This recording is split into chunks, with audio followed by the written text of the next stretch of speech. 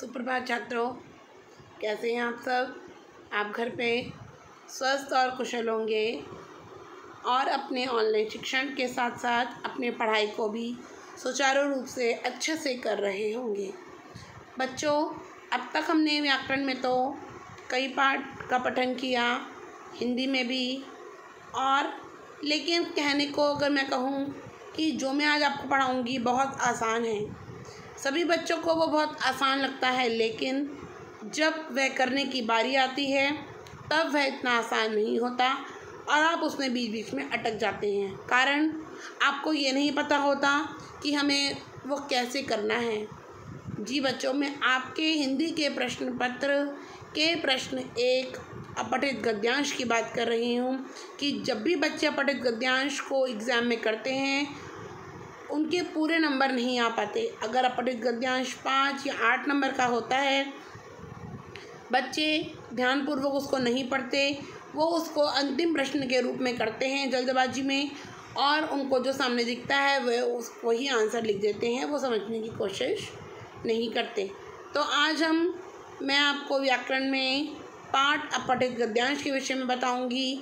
अपठित गद्यांश से जुड़ी हुई महत्वपूर्ण बातों के बारे में बताऊंगी कि हमें सही से अपठित गद्यांश को कैसे हल करना होता है, ताकि हमारी जो उसमें त्रुटियां हैं वो अधिक से अधिक ना हो, हमारी त्रुटियां कम से कम हो या फिर त्रुटियां ना ही हो। आइए बच्चों, आज हम अपठित गद्यांश पाठ पढ़ेंगे और मैं आपको आज अपठित गद्यांश और उससे संबंधित महत्वपूर्ण जानकारी के विषय में बताऊंगी। आप सभी बच्चे कॉपी पेन लेके बैठा करें जब भी आप वीडियो को देखते हैं, और आपको जो जो चीज़ों में प्रॉब्लम सामने आती है आप हैंड टू हैंड उस पेपर पर नोट डाउन करके अपनी अध्यापिका से पूछ सकते हैं। तो आपको समझने में, वीडियोस को अच्छी तरह कंठस्थ करने में आपको परेशानी का सामना नहीं करना पड़ेगा। आपको ऐसा ही लगेगा कि आप अपनी कक्षा में बैठकर टीचर के सामने पढ़ रहे हैं और पाठ को समझ रहे हैं। आइए शुरू करते हैं। बच्चों, सबसे पहला प्रश्न तो ये उठता है कि अपठित है क्या। अपठित मीन्स बिना पढ़ा हुआ। अपठित मीन्स बिना पढ़ा हुआ। आपकी पुस्तक में जो भी गद्यांश होते हैं वो पठित होते हैं। पठित मीन्स आपके द्वारा पढ़े हुए, लेकिन यहाँ बात हो रही है अपठित गद्यांश की। अपठित गद्यांश का अर्थ है बिना पढ़ा हुआ, जो आपने कहीं पढ़ा हुआ नहीं है, अर्थात ऐसा अंश जिसे पहले पढ़ा ना गया हो, जिसे आपने आज से पहले ना पढ़ा हो, ना ही उसे देखा हो। इस तरह अपठित गद्यांश गद्य का ऐसा अंश होता है जो पाठ्यक्रम में निर्धारित पुस्तकों से बाहर का होता है, जिसे विद्यार्थी ने पहले नहीं पढ़ा होता है। बच्चों, मैंने बताया कि अपठित गद्यांश गद्य का एक ऐसा अंश है जो हमारे पाठ्यक्रम में तो शामिल होता है, लेकिन पाठ्यक्रम में शामिल निर्धारित पुस्तकों से वह बाहर होता है। वह उन पुस्तकों को में शामिल नहीं होता जो हमारे पाठ्यक्रम में शामिल हैं, जिसे विद्यार्थी ने पहले नहीं पढ़ा होता, जिसे किसी भी विद्यार्थी ने पहले कहीं भी पढ़ा नहीं होता। वो क्या है? अपठित गद्यांश, जिसे हमने पहले बिना पढ़ा हुआ है, हमने देखा भी नहीं है। अपठित गद्यांश पर आधारित प्रश्न पूछने का उद्देश्य। अपठित गद्यांश पर आधारित कई प्रश्न पूछे जाते हैं, उनके पीछे उनका क्या उद्देश्य होता है ये जानेंगे। विषय को समझने की क्षमता की परख करना। विषय को समझने की क्षमता की परख करना मतलब बच्चों कि जो विषय, जो शीर्षक पर आपको वो गद्यांश दिया गया है, उसे आप में उसको अच्छी तरह पढ़ने समझने की शक्ति होनी चाहिए, परख होनी चाहिए। आपको पता होना चाहिए कि हमसे इसके अलावा अभी और कुछ पूछा नहीं गया है। विषय का संपूर्ण अर्थ में विश्लेषण करने की क्षमता या जांचना। विषय की संपूर्ण अर्थ में मीन्स जो अभी आपको गद्यांश दिया गया है, आपको उन्हीं प्रश्नों का उत्तर उसी में से ढूंढना है। आपको इधर गूगल या किसी और पुस्तक से उसका उत्तर नहीं ढूंढना है। तो आपको विश्लेषण करने की, उसकी जांच करने की क्षमता होनी चाहिए, पता होना चाहिए कि हमें उसके उत्तर कैसे इसी पद्यांश गद्यांश में से ढूंढने हैं। भाषा एवं शैली संबंधी ज्ञान परखना। आपको भाषा का विशेष ध्यान रखना पड़ता है और शैली को भी बहुत सावधानीपूर्वक देखकर उससे संबंधित ज्ञान की आवश्यकता हमें होती है। शाब्दिक अर्थ एवं भावार्थ की समझ परखना, जो भी उसमें शब्द दिए होते हैं उन्हें हमें उस गद्यांश को पढ़कर उन शब्दों के अर्थ भी हमें स्वयं ही समझने होते हैं और उसका भावार्थ यानी कि गद्यांश का जो सार है वो भी हमें समझने की परख होनी चाहिए। केंद्रीय भाव, निहित संदेश एवं शीर्षक समझने की भी परख होनी चाहिए। बच्चों, मैंने आपको बताया कि कोई भी गद्यांश अगर आपको दिया जाता है तो आपको उसमें पता होना चाहिए कि इस दिए हुए गद्यांश में केंद्रीय भाव क्या है, कि जिसने भी वो गद्यांश में जो भी लिखा है उसका अर्थ क्या है, हमें समझ में आ रहा है या नहीं आ रहा है। उसमें निहित संदेश जो उसमें दिए हुए होते हैं, उस संदेश के पीछे लेखक के लिखने का क्या कारण था और उस गद्यांश को जो लिखा है उसका शीर्षक क्या होगा, कैसा होगा, इस सब चीज़ों की समझ हमें होनी चाहिए। तो ये थे कुछ पॉइंट्स अपठित गद्यांश पर आधारित प्रश्न पूछने का उद्देश्य, कि जो भी आपसे प्रश्न पूछे गए हैं उसको पूछने का उद्देश्य लेखक का क्या है। तो इन सब बातों को ध्यान में रखकर हमें प्रश्न का उत्तर ढूंढने की समझ होनी चाहिए। अब प्रश्न उठता है कि अपठित गद्यांश को कैसे समझें। बच्चों, अपठित गद्यांश आपको आसान लगता है लेकिन वो इतना कठिन भी नहीं होता। अगर हम उसको सही से समझें, परखें तो वो बहुत आसानी से समझा जा सकता है। अपठित गद्यांश को भली प्रकार से पढ़ना चाहिए, ढंग से पढ़ना चाहिए, ताकि दिए गए अंश का मूल भाव और अन्य बातें सरलता से समझ में आ जाएं। बच्चों, अपठित गद्यांश को भली प्रकार पढ़ना चाहिए मीन्स हमें उसे 1 से 2 से 3 बार अच्छी तरह पढ़ना चाहिए, ताकि दिए गए अंश का मूल भाव, उसका सार और अन्य बातें हमें सरलता से समझ में आ जाएं। हमें किसी भी कठिनाई का सामना ना करना पड़े, हमें किसी से कुछ ना पूछना पड़े। इसके अलावा उसमें निहित संदेश, कि उसमें लेखक के कहने का जो सार था उसका संदेश क्या है, आखिर लेखक क्या कहना चाहता है, कि उस गद्यांश को जो लिखा था उसमें उनके कहने का आशय क्या था। और केंद्रीय भाव को समझना चाहिए, जिसके लिए गंभीरता और सावधानी पूर्वक पढ़ना आवश्यक होता है। हमें जल्दबाजी में गद्यांश को नहीं पढ़ना चाहिए, उसके लिए हमें गंभीरता और सावधानी पूर्वक, बहुत ध्यानपूर्वक हमें उसको पढ़ने की आवश्यकता होती है और हमें बहुत अच्छे से भी पढ़ना चाहिए, तब हमें आसानी से अपठित गद्यांश समझ में आ सकता है। अपठित गद्यांश को हल करने में सहायक तथ्य, अपठित गद्यांश को समझने में हमारे लिए कुछ महत्वपूर्ण पॉइंट्स होते हैं, तथ्य होते हैं जो हमें समझने की आवश्यकता होती है। किसी भी गद्यांश को सही ढंग से समझने के लिए जितना उसका शाब्दिक अर्थ का जानना ज़रूरी होता है, उतना ही व्याकरण की जानकारी ज़रूरी होती है। गद्यांश में बहुत से शब्द ऐसे होते हैं जिन्हें समझना इतना आसान नहीं होता, लेकिन अगर हम उन्हीं पंक्तियों को, उसी गद्यांश को हम 1 से 2, 2 से 3, 3 से 4 बार पढ़ेंगे तो हमें उसमें दिए गए शाब्दिक अर्थ कठिन नहीं लगते, वो हम आसानी से उनको समझकर उनका अर्थ निकाल सकते हैं। इसी के साथ साथ उतना ही हमें व्याकरण की जानकारी भी ज़रूरी होती है। इसके लिए हमें संज्ञा, सर्वनाम, विशेषण, विशेष्य, प्रविशेषण, क्रिया, काल, वाच्य, लिंग, वचन, कारक, विलोम, पर्यायवाची, लोकोक्ति, मुहावरों आदि का ज्ञान होना आवश्यक होता है। हमें सिर्फ शाब्दिक अर्थ का जानना ज़रूरी नहीं होता। बहुत से प्रश्न ऐसे आते हैं कि उसमें कोई भी शाब्दिक अर्थ दिया होता है, आपको उसका संज्ञा बनाना होता है या सर्वनाम बनाना होता है या उस वाक्य में कारक छांटना होता है, या कोई शब्द होता है उसका विलोम शब्द, पर्यायवाची आदि लिखना होता है, या कोई मुहावरा शब्द होता है तो उसको आपको अपने अर्थ में उस शब्द का अर्थ लिखकर आपको वाक्य में प्रयोग करना होता है। तो सिर्फ अपठित गद्यांश में शाब्दिक अर्थों का ज्ञान नहीं होना आवश्यक है, बल्कि उसके साथ साथ हमें व्याकरण के कई भाग ऐसे हैं जिनकी जानकारी भी हमें होना अति आवश्यक है।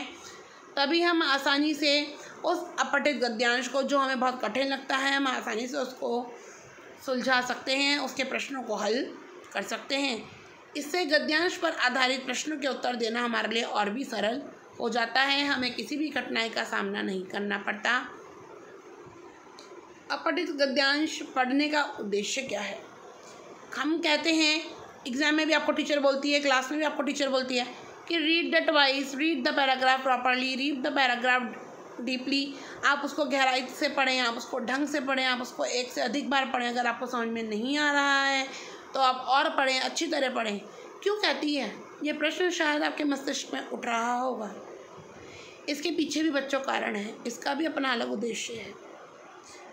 छात्रों की अर्थ ग्रहण क्षमता में वृद्धि होती है। अगर आप उसको पढ़ते हैं, आपको एक बार पढ़ने से समझ में नहीं आता, आप जल्दबाजी में उसके उत्तर गलत लिखते हैं, आपके अंक कट जाते हैं। लेकिन अगर आप उसको एक से अधिक बार पढ़ेंगे तो you will increase your own knowledge, nobody else will increase the knowledge. किसी और की नॉलेज, किसी और का ज्ञान में वृद्धि नहीं होगी। अगर आप उसको अपनी समझ से पढ़ेंगे तो आपको ही अर्थ ग्रहण करने में क्षमता में वृद्धि होगी, कि आपको समझने की शक्ति बढ़ेगी आपकी, कि आपको लगेगा कि आपने एक बार पढ़ा आपको समझ में नहीं आया, आपने 2 बार पढ़ा आपको समझ में नहीं आया, लेकिन आपने जब उसी चीज़ को जो आपको 1 या 2 बार पढ़ने से समझ में नहीं आ रही थी, आपने उसको 1 से अधिक बार पढ़ा तो वह चीज़ ही आपको आसानी से समझ में आ गई। भाषा शैली की समझ होती है कि किस प्रकार की भाषा शैली का प्रयोग किया गया है, वो हमें धीरे धीरे समझ में आने लगती है। शब्दार्थ, विलोम, पर्यायवाची आदि के ज्ञान के साथ ही शब्द भंडार में भी वृद्धि होती है। कितनी बार होता है कि आपको कोई भी शब्द दे दिया जाता है, आपको उसका अर्थ, विलोम शब्द या उसका पर्यायवाची लिखना होता है। शुरू में तो आपके समझ में नहीं आता, लेकिन आप जब उसी चीज़ को 2 से 3 से 4 बार पढ़ते हैं तो आपको आसानी से कभी कभी उसका अर्थ समझ में भी आ जाता है और आप आसानी से लिख देते हैं, और वह सही भी होता है। क्यों? क्योंकि आपने उस चीज़ को बार बार पढ़ने की कोशिश करी, आपको समझ में आई, आपको पहले थोड़ा समझ में आया, फिर आपने उसको और अधिक बार उसका कंठस्थ किया, ज्ञान लिया, उसके अर्थ को समझने की क्षमता बढ़ी आपकी, तो वो चीज़ें आपको जो कठिन लगती थी वो आपके लिए बहुत आसान हो गई, और आपके शब्द भंडार में भी वृद्धि हुई। आपके जो वर्ड वोकैबुलरी है उसमें भी आपके वर्ड्स और जुड़ गए। विश्लेषण क्षमता बढ़ती है। विश्लेषण क्षमता मीन्स किसी चीज़ को विश्लेषण करने की, किसी चीज़ की अच्छी तरह जांच परख करने की भी आप में क्षमता बढ़ती है। आपको उस चीज़ की नॉलेज हो जाती है कि हमें वो चीज़ कैसे करनी है और ये सही है या गलत है। अभिव्यक्ति क्षमता में वृद्धि होती है। आपकी अपनी अभिव्यक्ति, अपनी नॉलेज में भी वृद्धि होती है और आपका ज्ञान बढ़ता है। अब बात आती है कि अपठित गद्यांश को हल कैसे करें। मैंने आपको इतनी सारी बातें बताई तो आपको कुछ तो समझ में आया होगा, कुछ तो आपकी कठिनाई आसान हो गई होगी, आपका रास्ता आपको और आसानी से दिखने लगा होगा कि हाँ, अब हम आसानी से इन चीज़ों को कर सकते हैं जिन चीज़ों को हम बहुत कठिन समझते थे और हमारे मार्क्स उसमें कम रह जाते थे। गद्यांश को एक बार पढ़ने से यदि मूल भाव स्पष्ट नहीं होता तो इसे सावधानी एवं एकाग्रता से दोबारा पढ़ना चाहिए। मैंने आपको ये पहले ही बताया। गद्यांश का मूल भाव समझने का प्रयास करना चाहिए कि गद्यांश का आखिर मूल भाव है क्या, उसमें क्या लिखा है, क्या कहना चाह रहा है लिखने वाला। शीर्षक संक्षिप्त, आकर्षक एवं सार्थक होना चाहिए। जब भी आपको अपठित गद्यांश दिया जाता है, आपको उसमें बोला जाता है कि इसका शीर्षक भी लिखना है, तो बच्चों उस शीर्षक को हम पूरा पैराग्राफ तो नहीं लिख सकते, हम उसका पूरा सार तो नहीं लिख सकते, हम 2-3 लाइनों का शीर्षक नहीं लिख सकते। शीर्षक बहुत से बहुत 1, 2, 3, 4 या 5 से 6 शब्दों का होता है। जैसे निबंध का शीर्षक होता है, अनुच्छेद का शीर्षक होता है, ऐसे ही अपठित गद्यांश का भी शीर्षक होता है। तो आपका शीर्षक बहुत संक्षिप्त मीन्स छोटा, आकर्षक, अच्छा और सार्थक होना चाहिए, क्योंकि एक शीर्षक से ही आपके पूरी, चाहे आप कविता लिखते हो, चाहे आप कोई गद्यांश लिख रहे हो, निबंध लिख रहे हो, आपके उस शीर्षक से ही पता चलता है कि लिखने वाला उसमें क्या लिखना चाह रहा है, उसके अंदर क्या भावनाएं थी, वो क्या लिखना चाह रहा था, वो सब आपके शीर्षक पर ही डिपेंड होता है। शीर्षक चुनते समय पहली, दूसरी और अंतिम पंक्ति का विशेष रूप से ध्यान रखना चाहिए। ये इसलिए बताया गया कि जब भी आप शीर्षक गद्यांश का लिखते हैं तो आप पूरे पैराग्राफ को देखकर कोई भी लाइन लिख देते हैं, वो गलत होता है। लेकिन जो लेखक कहना चाहता है, उसमें लिखना चाहता है, उसके मन का जो केंद्रीय भाव होता है, वो आपको उस गद्यांश की शुरू की 2 या 3 लाइन और आखिरी की 2 या 3 लाइन पढ़कर ही समझ में आ जाता है, और उसी के आधार पर आप उस गद्यांश का शीर्षक लिख सकते हैं। पूछे गए प्रश्नों का उत्तर गद्यांश में से ही देना चाहिए। जितने भी प्रश्न गद्यांश पर आधारित पूछे जाते हैं, उनका प्रश्न आप अपनी मर्जी से इधर उधर से नहीं लिख सकते। आप अपने भाव में लिख सकते हैं, लेकिन आपको उस प्रश्न का उत्तर उस गद्यांश से ही लिखना होता है। गद्यांश में आए कठिन शब्द, उपसर्ग, प्रत्यय से बने शब्दों, सामासिक शब्दों को रेखांकित कर लेना चाहिए, ताकि आपको गद्यांश को समझने में और भी आसानी हो जाए। शीर्षक का चयन करते समय पूरे गद्यांश का मूल भाव ध्यान में रखना चाहिए। मैंने आपको बताया कि मूल भाव पर आधारित आपका शीर्षक होगा। जिन प्रश्नों का उत्तर ना आ रहा हो, उस प्रश्न को 2 से 3 बार पढ़ना चाहिए। प्रश्नों का उत्तर देते समय सभी विकल्पों को ध्यानपूर्वक पढ़ना चाहिए कि जो भी ऑप्शन अगर उसमें दिए गए हैं, आपको उनको अच्छी तरह पढ़ना है, तभी आपको उस प्रश्न का उत्तर आपको उसमें से ढूंढना है। तो बच्चों, आशा करती हूँ आपको अपठित गद्यांश की जो छोटी छोटी बातें थी, जो छोटी छोटी प्रॉब्लम, जिन कठिनाइयों का आपको सामना करना पड़ता था, आपको समझ में आई होंगी, और आपके लिए आपका रास्ता और भी आसान हो गया होगा। आइए एक गद्यांश को देखते हैं और उसके प्रश्न देखते हैं।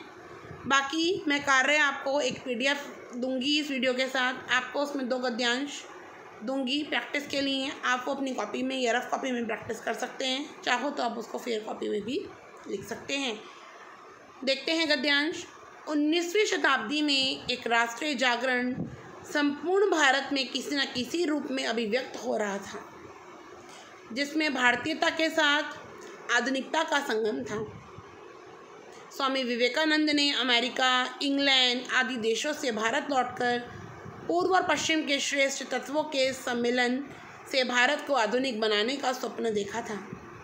उन्होंने माना कि भारत और पश्चिम की मूल गति एवं उद्देश्य भिन्न हैं, परंतु भारत को जगाना होगा। कुसंस्कारों एवं जाति विद्वेष को त्यागना होगा।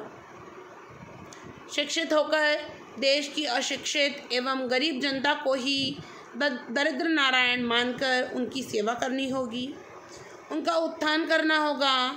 विवेकानंद का मत था कि भारत में जो जितना दरिद्र है वह उतना ही साधु है।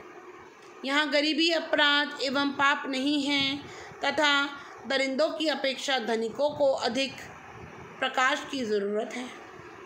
वे चाहते थे कि हम नीच, अज्ञानी, दरिद्र सभी को भाई मानें और गर्व से कहें, हम सब भाई भारतवासी हैं। मनुष्य को मानव बनाना, आदमी को इंसान बनाना आवश्यक है। हमें ऐसी शिक्षा चाहिए जो हमें संस्कारी, मानव, हमदर्द इंसान बना सके। विचारों में विवेकानंद गांधी जी से अधिक दूर नहीं थे, और ऐसे ही विचारकों का चिंतन 19वीं सदी में भारत को उद्वेलित कर रहा था। इस गद्यांश में बहुत से शब्द ऐसे हैं जिनको आपको समझने की ज़रूरत पड़ेगी। आप इसको अच्छी तरह इसका आदर्श पाठ करेंगे, 2 से 3 बार करेंगे, आपको आसानी से समझ में आ जाएगा। आइए इसके प्रश्न देखते हैं। विवेकानंद कौन थे? उन्होंने क्या सपना देखा था? कौन थे विवेकानंद और उन्होंने क्या सपना देखा था?